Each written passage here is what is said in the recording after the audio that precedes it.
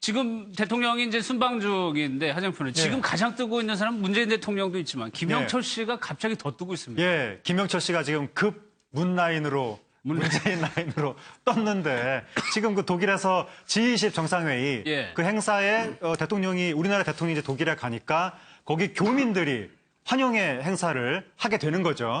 물론 이제 원래는 교민들이 환영회를 주최하지만 이번에는 청와대가 주최해서 했다고 하는데 그 교민들과의 만남 행사에 사회를 개그맨 김영철 씨가 보게 되면서 이제 김영철 씨가 그 공군 제1호기까지 함께 대통령이랑 타고 현지에 가서 뭐 대통령하고 같이 인증샷도 찍고 그렇게 하면서 지금 한껏 또 한 번의 전성기를 만끽하고 있습니다. 사실 그 인증샷이야 대통령이 워낙 사진을 잘 찍어주냐 그런데 전용기 타는 건 쉽지 않거든요. 그렇죠. 뭐 개그맨 입장에서 뭐 연예인 입장에서 대통령이랑 같이 대통령이 국가 중대사 해외 순방을 가는데 복무하는데 거기 동행을 한다는 것은 정말 드문 일이고 특히 이제 개그맨들은 한류 스타급하고는 조금 다르니까 세계 최고 한류 스타급 정도 되면 가끔가다 우리 국내에서 대통령이 해외에 갈 때 한류 스타도 좀 동행을 하면 좋지 않겠느냐 그런 여론도 간혹 있었는데 뭐 저는 반대하지만 어쨌든 근데 개그맨은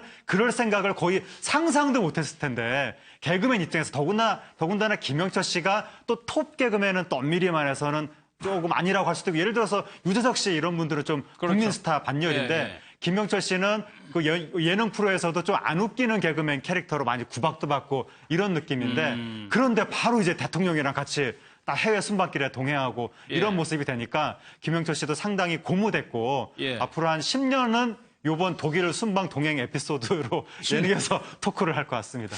근데 왜 김영철 씨가 거기에 낙점이 됐느냐를 글쎄요. 김영철 씨의 이력을 보면은 개그맨으로서만 있는 게 아니고 계속적으로 새로운 분야에 대해서 도전을 해왔단 말이에요. 그렇죠. 그러니까 방금 말씀하신 것처럼 정말 오랫동안 개그맨 생활했지만 그야말로 탑 클래스에 들어간 적이 한 번도 없어요. 그렇다고 하면 본인이 실망하고 포기할 수도 있을 텐데 김영철 씨 보면 끊임없이 노력하거든요. 뭐 여러 가지 따라하는 그 모창도 열심히 잘하고요. 여러 가지 우리 좀 혐오스러운 모습이 될 수도 있지만 사람들이 어떤 웃길 수 있는 모든 방법들을 동원하거든요. 재밌는 것은 저 캐나다에서 열린 개그 그 페스티벌 같은 게 있었나 봐요. 인터내셔널 국제. 거기에 가서 본인이 직접 참여하고 그때부터 외국인 앞에서 영어로 개그하는 꿈을 꿨대요.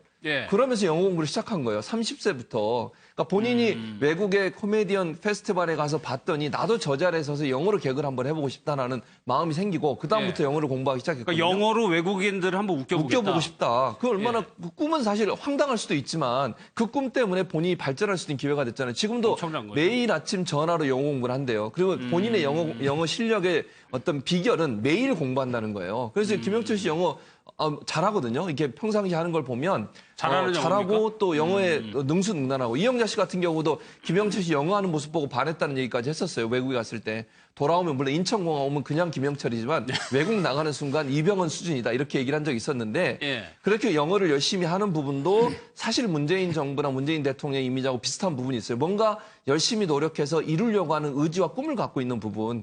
또 문재인 정부는 사실 젊은이들에게 희망을 주는 그런 정부가 되고 싶은 거잖아요.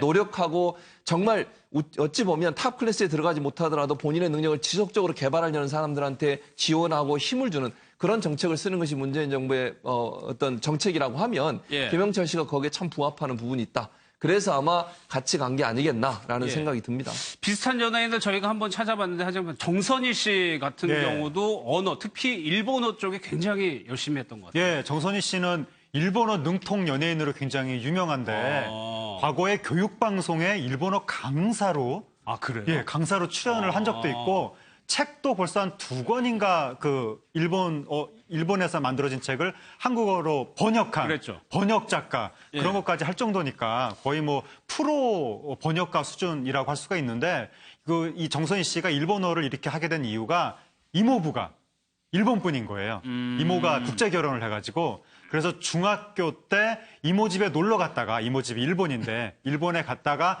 말이 안 통해서 너무 답답해가지고 그때부터 청소년기 시절부터 공부를 한 결과 이제는 프로 번역사 수준까지 됐다는 겁니다. 하루아침에 된 게 아니죠. 하루아침은 아니죠. 예. 그래서 두 권이나 요즘엔 책도 좀 수필집도 내고 다시 한번 스스로를 좀 생각해보는 계기가 됐다. 하나만 더 말씀드리면 정서인 씨 같은 경우에 최근에 책을 번역하면서 새로운 습관이 생겼는데 뭐냐면요. 하루 세 줄 마음 정리법이에요.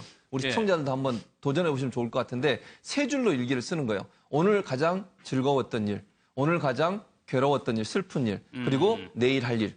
딱 세 줄로만 써보는 거죠. 그러면 본인의 삶을 돌아보고 내일을 계획하는데 아주 도움이 많이 된대요. 그걸 본인도 얘기하고 발표를 했거든요. 우리가 한번 도전해 보는 것도 좋을 것 같습니다.